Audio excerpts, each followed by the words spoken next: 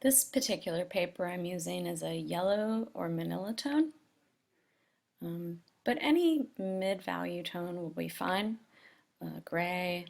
The original image I looked at had a beautiful teal or sap green.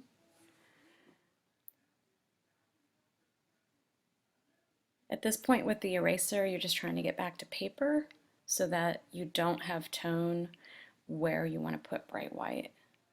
So I'm erasing pretty hard where bone is protruding and kind of lightly in the torso, the buttocks, and the legs.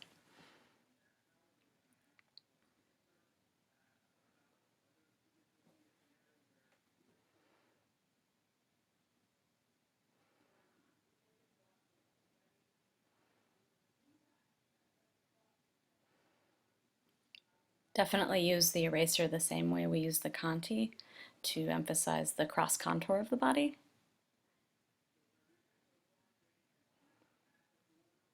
And then you may have to go back in with your red conte if you've taken the eraser too far in any area. Since the hand is a very detailed and delicate area of the drawing, I like to get my contrast back in that particular place last. We're now moving to the white conte block.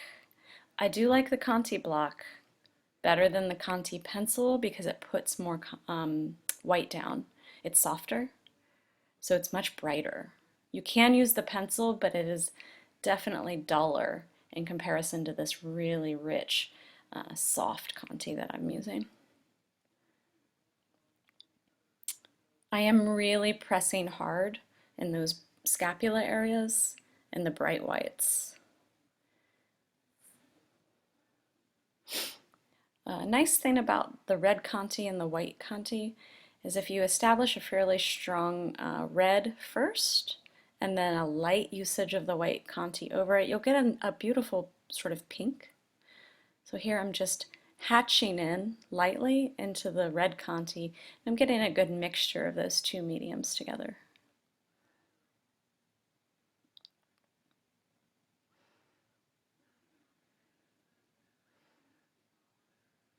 I'm going to emphasize the spine, small of the back, but I'm looking at highlight shapes in the same way that we look at shadow shapes. So sometimes those shapes are soft, like in the thigh, and here on the upper buttocks it's a fairly strong and sharp shape because it's hitting the edge of a shadow.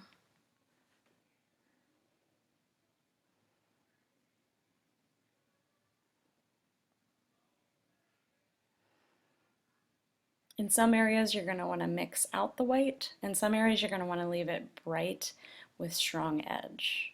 So if it's in a body part that you want to come forward, you might not overblend, or if you want to get a little bit of a softening, you might use your blending stump or your finger.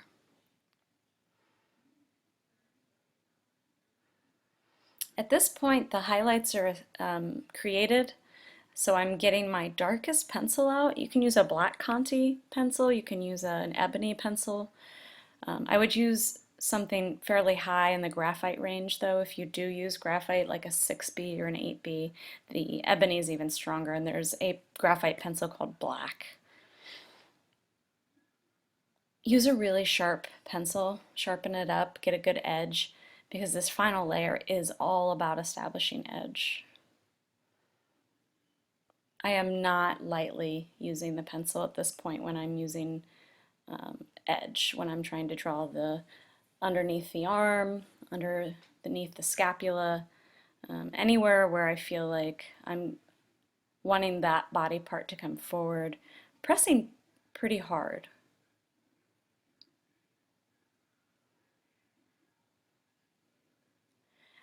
Our units and our shapes have been well established by this point, so I really don't need a light hand unless I want a very light value to be established.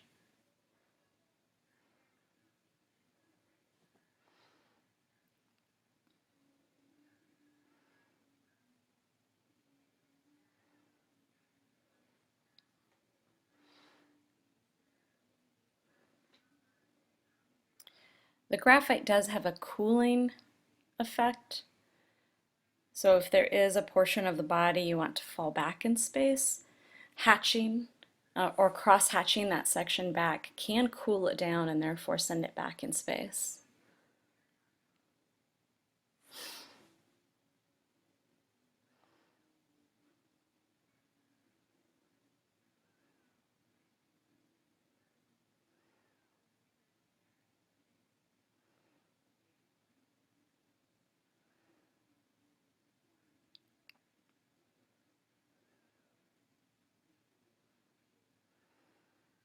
With this particular material, it's your chance to get a lot of detail and a lot of edge. So that's what I use this particular portion of this drawing style for. If I've lost detail in the nose or the hair or the scapula, this particular dark pencil can help you sort of get that back.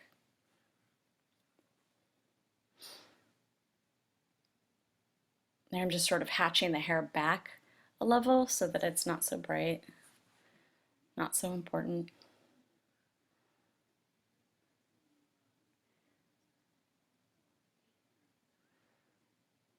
And towards the end, you might have to go back and forth a little bit between all three mediums. You might have to get the red out, the white conte, go back to your pencil.